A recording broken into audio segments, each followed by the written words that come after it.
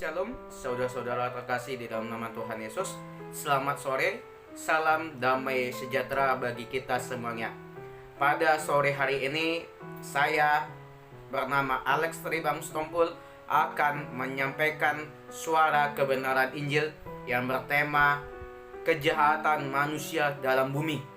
Sebelum saya akan menyampaikan suara kebenaran Injil pada sore hari ini, saya akan berdoa untuk saudara-saudara terkasih dalam nama Yesus Kristus, Allah yang Maha Kudus. Mari kita berdoa. Bapa, pada sore hari ini hambamu Alex akan menyampaikan firman Tuhan bertema kejahatan manusia dalam bumi. Kami tahu, kami sadar Tuhan, kami melakukan kejahatan, kesalahan, kefasikan, kenodaan,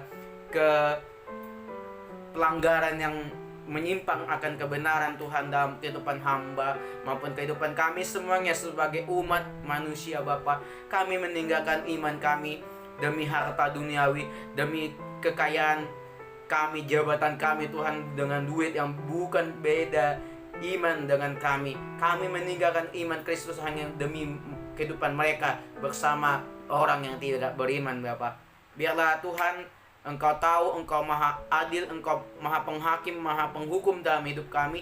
Tuhan, tolong kami, Tuhan jamah kami, di dalam nama kuasa Tuhan. Haleluya, amin.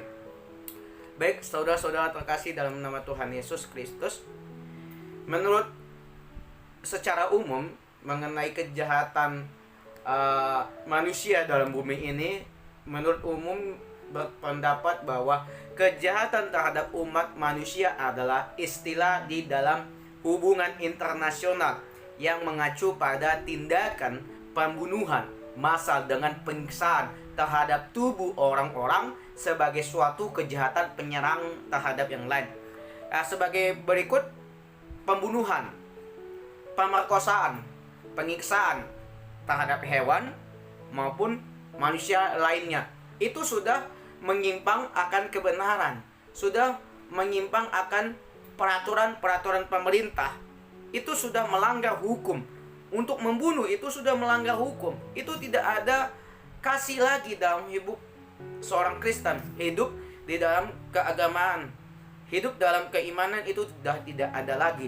Itu sudah terasuk dalam keombang-ambing akan kesesatan-kesesatan yang ada pada diri kita saat ini. Jadi, saudara-saudara, kejahatan di dalam bumi ini menurut Alkitab Kristen yang diartikan adalah kejahatan adalah suatu karakter, sikap yang tidak taat segala perintah, yang menyimpang akan kebenaran, memiliki sikap yang tidak sopan dan tidak baik. Ada suatu kedegilan yang membuat diri kita sebagai umat pilihan Allah itu menjauh dari hadapan Tuhan Yesus Kristus, Sang Mesias, Sang Juru Selamat dalam pribadi kita. Saudara-saudara terkasih dalam nama Tuhan Yesus, kejahatan itu terjadi karena adanya sakit hati, kecemburuan, dan tragedis yang tidak menyenangkan kepada sesama manusia, dan juga melakukan kejahatan yang amat kejam keji seperti pembunuhan, memperkosa, mencuri, dan banyak kriminal yang dilakukan oleh manusia di dalam Indonesia ini. Saudara-saudara terkasih di dalam nama Tuhan, karena efek kita bermain Android, karena efek kita membuka video-video porno atau video-video kejahatan di dalam YouTube, tidak ada pendidikan yang sama sekali tidak ke arah kerohanian, itu sangat membuat Anda kecelakaan, kebinasaan dalam pribadi Anda.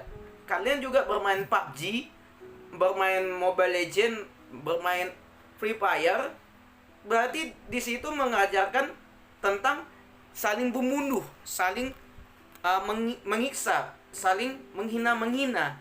Ya, karena kenapa? Karena adegan di dalam PUBG atau adegan yang di dalam Mobile Legends atau Free Fire itu saling membunuh, tembak-tembakan, main pedang-pedangan, saling mengiksa, membunuh. Akhirnya apa? Akhirnya kita terbawa, saling menghakimi, saling memukul, saling membunuh, saling menembak-nembak, saling mengatakan kafir.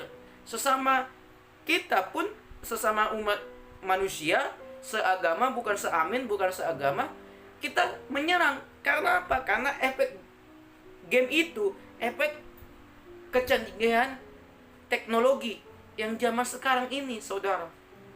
Maka Tuhan, Adonai dalam bahasa Yunaninya, Tuhan yang kudus itu tidak suka melihat umatnya atau gambarannya saling membuat kekejian, kefasikan, pelanggaran yang membuat hati Tuhan atau Tuhan yang mulia itu menjadi murka terhadap manusia. Saudara, terkasih dalam nama Tuhan Yesus, kenapa Tuhan memberikan air bah kepada manusia? Karena kejahatan manusia itu membuat sehingga Tuhan sakit hati. Lalu Tuhan akan memberikan air bah itu bertujuan agar memusnahkan manusia-manusia yang berperilaku jahat, yang suka melakukan dosa. Dan pada zaman Musa dan pada zaman Nuh itu, Nuh disuruh oleh Tuhan untuk membuat bahtera karena akan ada terjadi air bah atau tsunami yang begitu besar pada zaman Nabi Nuh itu. Tetapi Tuhan pada zaman Nuh itu, Tuhan ingin keluarga Nuh beserta istrinya, beserta anak-anak dan mantu-mantu dari anaknya itu harus selamat, dan hewan-hewan sebagian harus selamat. Karena tujuan Yesus membuat hal demikian agar manusia itu tidak melakukan dosa, agar mereka taat mengerti akan kedosaan yang telah mereka lakukan dalam kehidupan mereka. Saudara terkasih dalam nama Tuhan Yesus, prinsip hidup kita harus kita jalani. Demikian saudara, nats Alkitab tertulis dalam kitab Kejadian pasal 6 ayat 1 sampai 5. Saya akan bacakan firman Tuhan ini. Ketika manusia itu mulai bertambah banyak jumlahnya di muka bumi, dan bagi mereka lahir anak-anak perempuan. Ayat yang kedua, maka anak-anak Allah melihat bahwa anak-anak perempuan manusia itu cantik-cantik, lalu mereka mengambil istri dari antara perempuan itu siapa saja yang disukai mereka. Ayat 3, berfirmanlah Tuhan, Rohku tidak akan selama-lamanya tinggal di dalam manusia, karena manusia itu adalah daging, tetapi umurnya akan 120 tahun saja. Ayat yang keempat, pada waktu itu orang-orang raksasa ada di bumi, dan juga ada waktu sesudahnya ketika anak-anak Allah menghampiri anak-anak perempuan manusia, dan perempuan-perempuan itu melahirkan anak bagi mereka. Inilah orang-orang yang gagah perkasa di zaman purbakala, orang-orang yang kenamaan. Ayat kelima, ketika dilihat Tuhan bahwa kejahatan manusia besar di bumi dan bahwa segala kecenderungan hatinya selalu membuahkan kejahatan semata-mata. Demikianlah firman Tuhan.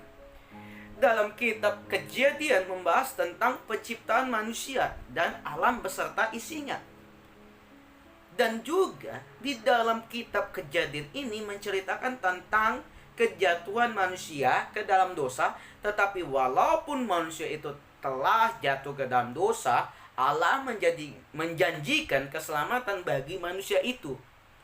Pada zaman sekarang kita bisa melihat manusia ciptaan Allah itu makin bertambah banyak, tetapi manusia itu tidak hanya bertambah banyak, melainkan manusia itu juga semakin jahat. Pada keturunan Kain terjadilah masalah kawin mengawin nih, yang dimana Lamek adalah orang pertama berpoligami, menunjukkan sikap sombong. Ia membanggakan dirinya bisa memusnahkan manusia dengan senjata-senjata yang hebat. Dan juga hal yang menarik dalam silsilah Kain adalah di mana Allah sama sekali tidak disebutkan dalam silsilah tersebut. Hal ini menunjukkan bahwa dalam zaman Kain adalah di mana manusia itu membuat keputusan dengan keinginan sendiri, melewati batasan yang telah Allah berikan. Mereka tidak mendengarkan apa keputusan-keputusan yang Allah berikan. Dari kejadian ini kita dapat melihat apakah Allah memang benar-benar menyesal dan mengapa Allah dikatakan menyesal dan pada masa sekarang ini, dan bagaimanakah perkembangan kejahatan manusia pada zaman itu.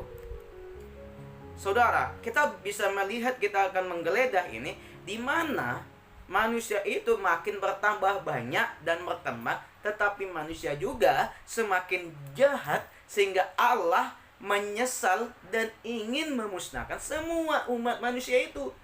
Tetapi seorang yang berkenan di hadapan Allah mendapatkan kasih karunia dari Tuhan, yaitu siapa? Nabi Nuh, yang kita kenal pada zaman dan dalam agama apapun itu kita kenal adalah Nabi Nuh. Saudara-saudara terkasih dalam nama Tuhan Yesus, Allah tidak akan memusnahkan semua umat manusia, karena ketika Allah menciptakan manusia, Allah berfirman bahwa Allah menyuruh manusia itu memenuhi bumi.